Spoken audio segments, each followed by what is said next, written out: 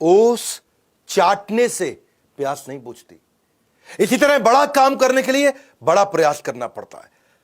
सुंदर पिचाई और हम सब में यही फर्क है कि वो गूगल में काम करते हैं, हम गूगल पे काम करते हैं। क्या मतलब हुआ? यही फर्क है कि वो गूगल के लिए काम करते हैं और हम काम के लिए गूगल करते हैं। बात 10 जून 1972 को उनका जन्म हुआ चेन्नई के अंदर एक गरीब परिवार में। उनके पिता रघुनाथ वो जूनियर इलेक्ट्रिकल इंजीनियर थे। 2 रूम के मकान में रहते थे, उसमें से पूरा खानदान 1 रूम में और 1 रूम किराए पे दिया हुआ था। पैसे की इतनी तंगी हुआ करती थी। आईआईटी खड़गपुर के पढ़े हुए, स्कॉलरशिप से स्टैनफोर्ड गए थे, बाद में आईआईटी खड़गपुर के बाद उनको पूरी स्कॉलरशिप मिली थी। पढ़ाई का खर्चा, वहां पे रहने का खर्चा, उधर जो भी खाने पीने का खर्चा, वो सब स्टैनफोर्ड ने उठाना था। लेकिन आपको आने जाने का टिकट का खर्चा खुद करना था। साथ में परिवार का आदमी ज्यादातर सुंदर पिचाई चाहते थे कि उनकी मां साथ में जाए, पर पिता की सैलरी थी 2000 रुपए महीना। पूरे साल की सैलरी जाके उन्होंने कंपनी में खूब रिक्वेस्ट करके एडवांस ली, तब जाके केवल एक सुंदर पिचाई की टिकट आई। मां नहीं साथ में जा पाई। एक बैकपैक लेके आना था, बड़े सूटकेस कुछ नहीं ला सकते थे, एक बैकपैक लेके आना था। अब जो बैकपैक की रिक्वायरमेंट स्टैनफोर्ड ने दी, वो ही 2000 रुपए का बैकपैक मिला। पिता की 1 महीने की तनख्वाह फिर बैकपैक में चली गई। आप सोचो, पूरे साल की तनख्वाह पे एक फ्लाइट की टिकट आई। सुंदर पिचाई के पापा ने 1 साल की सैलरी बेचकर प्लेन का एक टिकट खरीदा था, और आज 1 साल की सैलरी में सुंदर पिचाई कई प्लेन खरीद सकते हैं।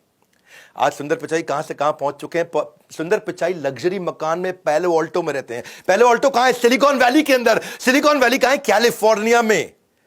वो यूएसए का सबसे ज्यादा समृद्ध स्टेट माना जाता है। उनकी पर्सनल नेटवर्थ था $600 मिलियन है। अपॉर्चुनिटीज अपने आप नहीं होती हैं, opportunities don't happen, you create them, ऐसा कहना सुंदर पिचाई का।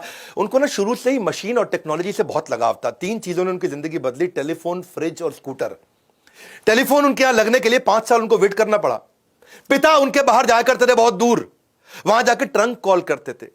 आधा घंटा जाते थे, आधा घंटा ट्रंक कॉल का वेट करते थे, फिर आधा घंटा वापस आते, 1.5 घंटा लग जाता था। घर में फोन लगा, बड़े हैरान हो गए।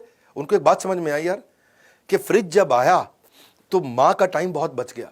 मां पहले फल सब्जी लेके आती थी, फिर नाश्ता बनाती थी। मां फिर फल सब्जी लेके आती थी, किचन साफ करके फिर खाना बनाती थी। मां फल सब्जी लेकर के आती थी, किचन साफ करती थी, रात का खाना बनाती थी, पूरा दिन निकल जाता था। जब फ्रिज आया तो मां बच्चों को टाइम दे पाई। जब घर में स्कूटर आया तो पिता बच्चों को टाइम दे पाए। तो उनको एक बात समझ में आ गई कि भैया मशीन से ना टाइम बच जाता है, टेक्नोलॉजी से टाइम बचता है।